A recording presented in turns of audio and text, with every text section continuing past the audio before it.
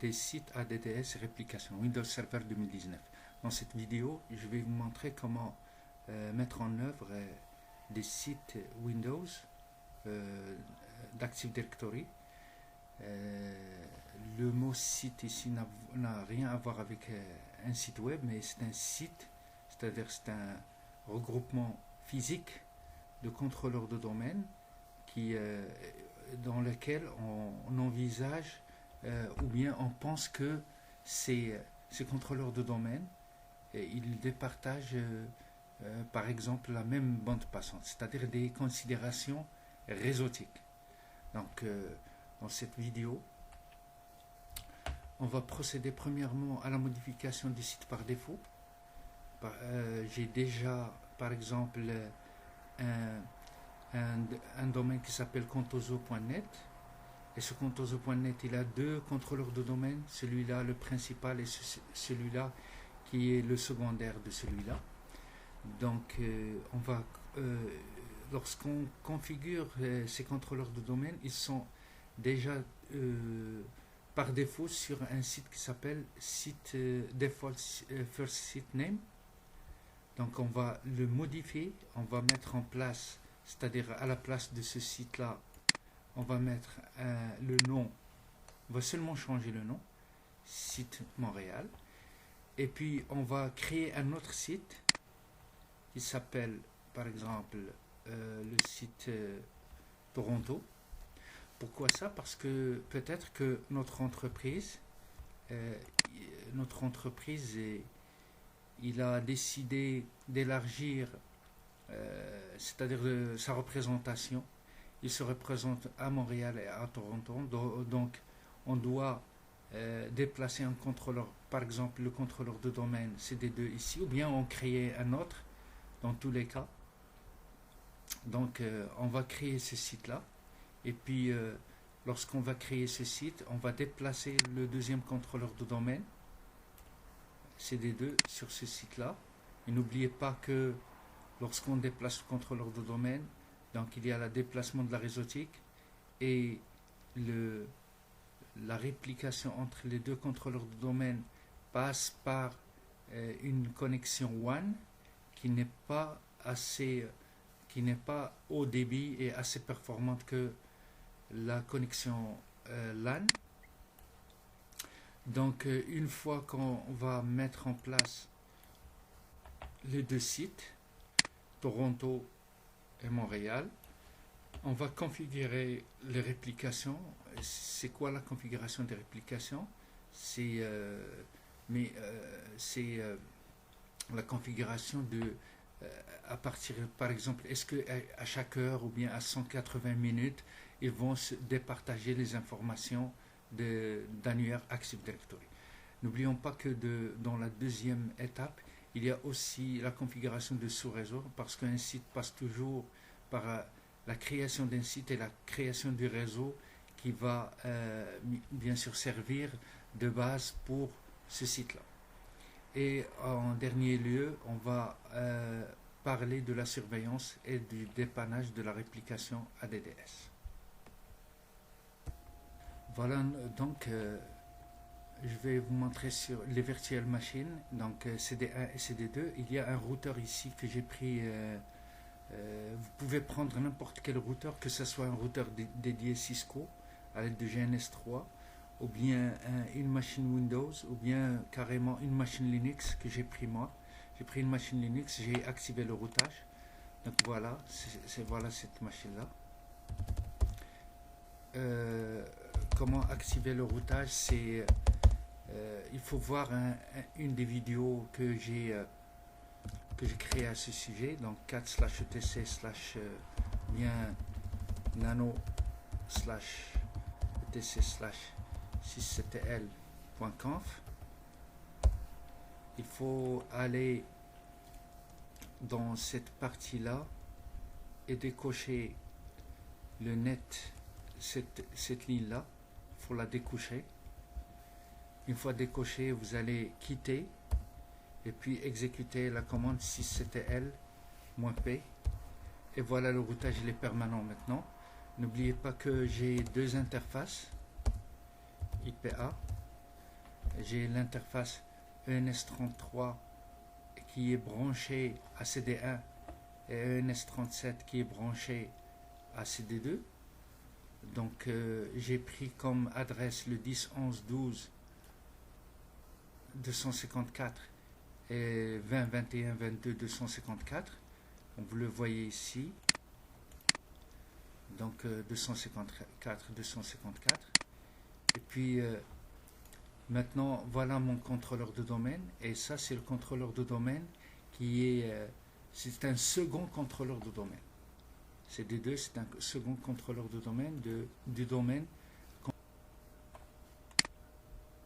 Maintenant pour voir le site par défaut, donc allez sur outils, allez sur site et services Active Directory. Donc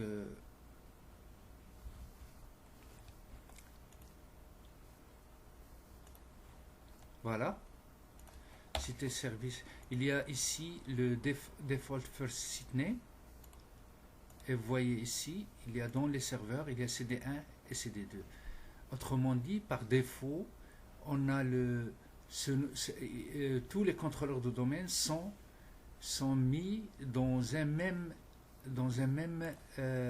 site qui s'appelle default first site. Donc on peut le modifier comme ça, renommer le site. On va mettre ici Montréal.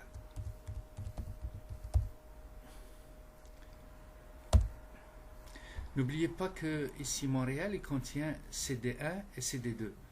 Donc on doit créer un autre site. Regardez ici, on va suivre le document. Modification du site par défaut, on l'a déjà fait maintenant.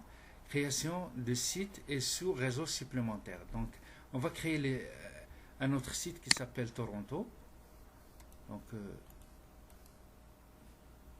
nouveau site, on va l'appeler Toronto, et puis on va le lier avec le default IP site link. Ça c'est le lien de site par défaut. On va mettre OK. Donc le site Toronto a été créé. Pour terminer la configuration, assurez-vous que Toronto est lié aux autres sites par des liens de sites appropriés, etc. On va voir ça. OK. Maintenant, pour le Toronto, il n'y a rien. Et pour le Montréal, il y a deux contrôleurs de domaine. Donc je veux que le CD2 soit sur Toronto. Donc c'est très simple. On clique bouton droit et on déplace. On va déplacer vers Toronto. Et voilà, maintenant on a déjà déplacé CD2 sur le site de Toronto. Maintenant on va configurer les sous-réseaux. Donc pour ce qui est des sous-réseaux, allez sur le conteneur subnets, bouton droit, et puis nouveau sous-réseau. On a deux sous-réseaux, comme vous pouvez le remarquer ici. On a celui-là et celui-là, on va les configurer. Donc c'est le 10.11.12.0/24. Il va être lié à Montréal. OK. Et puis le deuxième, c'est le 20.21.22.0/24. Va être lié à Toronto. Donc c'est ça, nos deux sous-réseaux sont configurés maintenant pour chacun des sites qu'on vient de créer. Ça c'est l'étape 2. Maintenant on va configurer les réplications ou bien la réplication entre les deux sites, Montréal et Toronto. Une fois qu'on a configuré nos deux sites et les subnets, c'est-à-dire les sous-réseaux, on doit maintenant configurer le default IP site link. Ça c'est un objet qui permet de faire le lien entre les deux sites. Donc on doit Pour le configureur, on peut passer par exemple par le renommé. Je vais dire ici c'est Montréal, Toronto. C'est un nom qui lie ces deux sites-là. Donc je peux par exemple faire une propriété et on voit ici que il est par défaut, parce qu'on l'a choisi tout à l'heure, il est par défaut, il lie les deux. Donc on pourrait avoir par exemple ici plusieurs ici je peux avoir plusieurs sites mais qui ne contribuent pas à ce lien là, mais pour nous s'il y a un autre site qui va contribuer au lien, on va l'ajouter. Maintenant passons par la configuration. Ici on peut mettre ici lien entre Toronto et Montréal. Ici on peut configurer le coût. Si on a plusieurs liens, le coût ça donne une priorité de réplication de chaque objet lien. Et ici la réplication on peut mettre 60 minutes. 60 minutes, ou bien aller graphiquement, par exemple 60 minutes ici. On peut modifier la planification. On va dire par exemple que les heures d'ouverture de 8h à 18h, par exemple, du lundi au vendredi, on va pas répliquer. Donc c'est comme ça, on va mettre OK. C'est ça, OK, appliquer et OK. Donc c'est ça, maintenant on a configuré notre lien. Et on va jeter un coup d'œil sur l'autre contrôleur de domaine qui est secondaire. Si on voit ici les sites et services Active Directory, on remarque que on a les mêmes informations qui sont répliquées automatiquement. Donc c'est ça. Vous voyez ici IP. Maintenant, alors, on doit attendre un petit peu pour qu'il se réplique.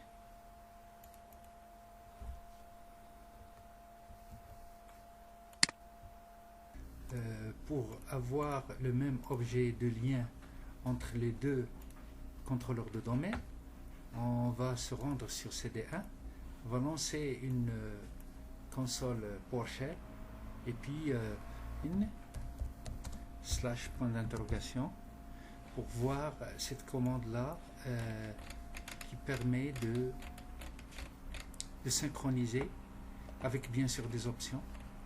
On a ici KCC force la vérification d'intégrité des données sur le ou les contrôleurs de domaine ciblés à recalculer immédiatement sa topologie de réplication entrante. Donc on peut le faire. Donc repadmin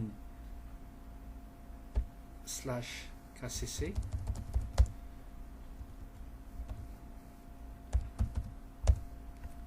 Vous voyez ici, exécution de contrôleur de domaine actuel, option, la vérification de cohérence de local arrive ici. Il y a une autre commande, c'est la commande de repadmin avec l'option syncall. Cette commande là permet de synchroniser ce contrôleur de domaine là où la commande est passée avec tous ses partenaires de réplication. Donc c'est ça, il y a énormément de commandes, mais ce qui est si on travaille dans le mode graphique, donc on va aller sur la console site et service Active Directory, et puis là où on a nos sites, par exemple Montréal, ici CD1, on va sur le NTDS Setting, bouton droit, et puis toutes les tâches, vérification de la topologie de réplication. Vous voyez ici que le service de domaine Active Directory sur le contrôleur de domaine net, on vérifie la topologie de réplication. Vous devez actualiser le contrôleur OK, donc OK, et puis ici actualiser. Et une fois terminé, on doit aller ici faire répliquer maintenant. Donc une ou plusieurs de ces connexions de services de domaine actifs sont partagées en plusieurs contrôleurs de domaine, etc. Donc vous allez lire cette partie-là. OK, faites la même chose ici. Vous pouvez faire la même chose à partir de cette console ou bien à partir de la même console sur CD2. Donc toutes les tâches, vérifier la topologie de réplication. OK, et puis actualiser. Et ici, répliquer maintenant. OK. Maintenant, si on se déplace sur notre IP, vous allez voir ici Montréal-Toronto qui a été synchronisé entre les deux. Donc, en résumé de ce qu'on a vu, un site est caractérisé par un emplacement ayant une connectivité rapide.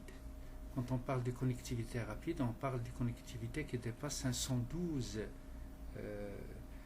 kilobits par seconde. C'est-à-dire que s'il y a une connectivité qui est moins de 512 kilobits par seconde, on la qualifie de connectivité ou de connexion lente. Donc c'est ça. À l'intérieur d'un site, généralement, on a une connectivité qui est rapide. Regardez ce scénario-là. Supposons que dans le site de Montréal, on a deux contrôleurs de domaine. Donc, ils ont une connectivité rapide, ces deux-là. Ils ont une connectivité rapide. Et celui-là va... donc, ils vont se répliquer d'une façon très simple. Et même une chose, c'est que les informations de réplication ne sont pas compressées. À la différence d'une connectivité aux connexions qui est lente, qui est moins de 512 kilobits par seconde, il y a une sorte de compression. On ne va pas entrer dans ce détail-là. Une compression de compression des informations qui sont échangées par le contrôleur de domaine. Ça d'une part. D'une autre part, dans ce scénario-là, si on a par exemple 3 contrôleurs de domaine, 2 dans un site et on a d'autres contrôleurs de domaine dans un autre site. Donc, pour que celui-là prenne les informations de réplication du contrôleur de domaine, on doit programmer ou bien on doit configurer le CD1 comme étant un contrôleur de domaine de réplication bridge. Vous allez voir ça lorsque vous allez configurer les connectivités des sites. Donc, c'est une opération très simple pour configurer celui-là comme étant un contrôleur de domaine bridge. OK? Maintenant, on va récapituler ce qu'on a fait. Donc, on a dit qu'un site est caractérisé par un emplacement qui a une connectivité rapide.